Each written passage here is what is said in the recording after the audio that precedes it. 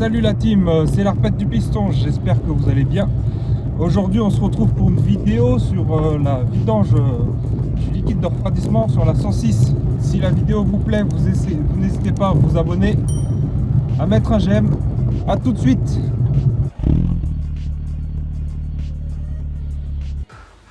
Voilà, on se retrouve pour notre vidange de liquide de refroidissement. La vidéo va se dérouler en deux étapes. Premièrement, on va parler de la théorie et je vais vous expliquer les différentes étapes. Deuxièmement, on va passer à la pratique et on va faire la vidange ensemble. Les outils et pièces nécessaires.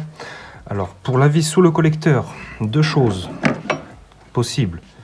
J'ai la clé à pipe de 18 ou moi je prends une clé à cliquet avec une petite rallonge. Moi j'ai un embout universel 7-19. Pour la vis de purge ici, la laine ou tournevis avec un petit embout, c'est pas serré bien fort. Et pour les bouchons de purge ou celui de vidange du bas, une pince à bec. Un bac ou deux bacs. Moi je vous conseille deux bacs. Un que vous allez mettre sous le radiateur au bouchon et un sous la vis sous le collecteur. Parce que ça en fout partout. En termes de liquide de refroidissement, moi j'ai pris du moins 30. Je vais à l'extrême, comme ça je suis tranquille. Ce qui convient à vos hivers, à votre utilisation à vous. Et puis c'est tout, ça demande rien d'autre. Pour commencer, une vidange de liquide de refroidissement, Données constructeurs préconisent tous les 2 ans. Il n'y a pas de kilométrage. Moi, au vu de la couleur de mon liquide de refroidissement, ça fait bien plus de 2 ans que ça n'a pas été fait. Première étape, ça va être forcément la vidange. Il va falloir ouvrir notre bocal, retirer une vis qui se trouve sous le collecteur, par ici. Je vous la montre pas plus en détail, et ouvrir un bouchon qui est sur la gauche quand on se trouve en dessous de la voiture. Pour la vis du collecteur, alors il va vous falloir une clé de 18. Alors je vous conseille clé à pipe ou clé à cliquet. Une fois que c'est fait, le circuit va se vider totalement. On passe au rinçage. Vous mettez la quantité nécessaire à retrouver de l'eau pas trop sale. On referme le bouchon d'en bas, on referme la vis sous le collecteur. Le circuit est vidangé et rincé. On passe au remplissage par le base d'expansion. On remplit le circuit. Le circuit fait à peu près 5 litres 8. Une fois que l'eau ne s'écoule plus, on va passer à la purge. Pour la purge, il y a 3 vis à retirer. Une vis ici, c'est le circuit de chauffage. C'est un petit bouchon plastique noir. Une vis là, avec une clé à laine. Et un bouchon ici, qui s'ouvre avec une simple clé plate. Le but du jeu, purger les circuits de toute l'air qui peut être dedans. Donc forcément, vous allez avoir du liquide de refroidissement qui va couler. Donc vous pouvez protéger avec des chiffons, avec du sopalin, avec ce que vous avez sous la main. Vous laissez l'air ressortir. Une fois que l'air est bien ressorti, vous pouvez refermer les bouchons, mais dans un ordre bien précis. On commence par celui-ci, le bouchon qui est entre la durite et le phare. Alors c'est le bouchon du radiateur. Ensuite, on referme la vis du boîtier thermostat. Et pour finir, le bouchon du circuit de chauffage. Donc du plus proche au plus loin par rapport au radiateur. On referme tout ça. On peut redescendre la voiture, passer au démarrage du moteur. On va démarrer le moteur et le faire tourner et chauffer pas au-delà de 2000 tours. Le but du jeu étant de faire tourner le ventilateur. Une fois que le ventilateur se déclenche, on coupe le moteur. Bien sûr, pendant la chauffe, on veille toujours à ce qu'il y ait du liquide dans le vase d'expansion et on en remet dès que le niveau baisse. Une fois le moteur coupé, on va laisser la voiture refroidir. Une fois que le moteur est refroidi, on fait un appoint. On rouvre, on regarde et on fait la pointe du liquide de refroidissement. Je peux vous apporter juste un conseil. Pour les débutants les plus expérimentés, je pense qu'ils n'en ont pas besoin. Veillez à ce que tous vos vis et bouchons s'ouvrent correctement sans trop forcer. Le risque, si vous ne le faites pas, c'est que vous vidangez votre véhicule, vous passez à la purge, vous pétez une vis, vous pétez un bouchon, vous ne pouvez plus refermer le circuit. La voiture elle est inutilisable jusqu'à réparation. Le fait de le faire en amont, ça permet de voir si une vis force un peu et si elle force beaucoup trop, on peut reporter l'opération ou on peut du coup s'orienter vers un garage qui eux auront l'habitude. Premièrement, c'est la vidange. Donc on ouvre ce bouchon là. Je vais vous montrer comme quoi ça date pas d'aujourd'hui et que c'est vraiment dégueulasse. Voilà, c'est crade, c'est tout noir. La vis sous le collecteur, alors on va la voir. Donc c'est la vis qui se trouve juste là, avec une clé de 18. Alors faites attention sur la vis sous le collecteur, il y a un joint comme ça.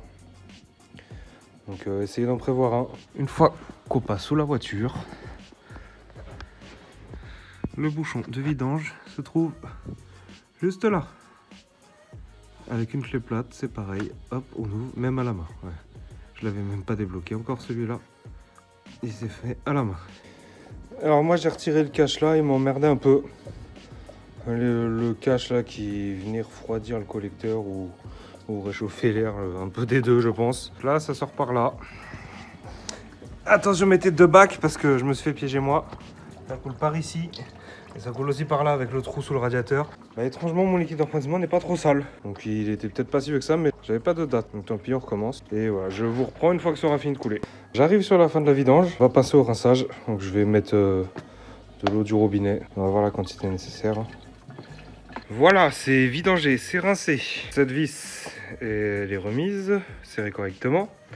Et le bouchon en bas remis. Maintenant, on va repasser au remplissage et après à la purge. Donc le remplissage, comme j'ai dit, on y va doucement. On ne se précipite pas pour éviter d'en mettre partout. Jusqu'à ce que ça s'écoule plus et après on passera à la purge. On va essayer de ne pas en mettre partout. Ça, c'est pas gagné, je vous le dis.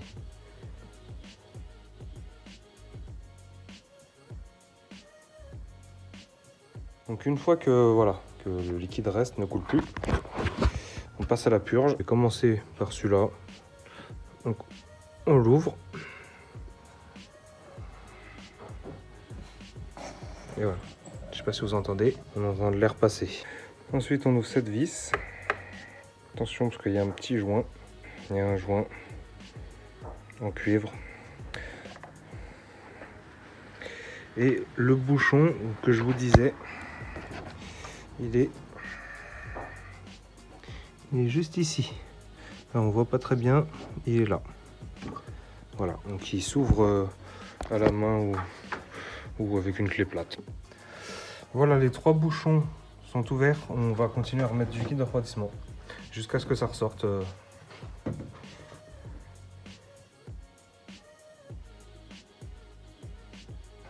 Voilà, je vais vous montrer. Là, on voit que ça coule. Là, on voit que ça coule. Là, c'est coulé. Je vais remettre un petit peu, vous allez voir. Voilà. Donc là, c'est que c'est bon. On peut refermer les bouchons, les vis, veillant bien à commencer au radiateur. Ensuite, au thermostat et au circuit de chauffe. C'est bon, les bouchons sont fermés.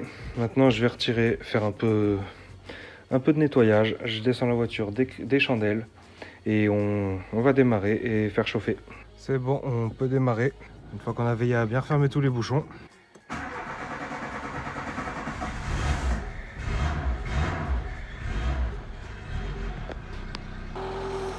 Et voilà, maintenant on surveille le niveau, il va finir par baisser et on laisse chauffer jusqu'au déclenchement du ventilateur. Là ça fume, faut pas s'inquiéter. Tout le liquide de refroidissement qui aura pu tomber sur le collecteur ou sur la ligne d'échappement, c'est en train de chauffer, ça va fumer, c'est normal. Alors voilà, je vais essayer de parler plus fort que vous m'entendiez, parce que là elle est bloquée à 2000 tours. Donc là on voit le ventilateur, il s'est mis en route. C'est parfait. Donc on va pouvoir couper. Voilà, moteur froid. Le moteur a refroidi. Moi je mets vraiment jusqu'à ce trait là. De toute façon j'ai l'impression qu'il y a un trop plein dedans. Et c'est bon, on referme. Et c'est parti pour un tour. Et voilà la team, c'est la fin de cette vidéo. J'espère qu'elle vous aura plu, que vous aurez appris des choses pour les amateurs comme moi et que vous aurez passé du bon temps pour ceux qui connaissaient déjà. Si ça vous a plu, abonnez-vous, mettez un j'aime, activez la petite cloche pour être au courant des prochaines vidéos qui sortiront. Et vous pouvez aussi faire un petit tour sur Instagram que j'afficherai de temps en temps par là. Et puis voilà, je vous dis à la prochaine et prenez soin de vous. Ciao!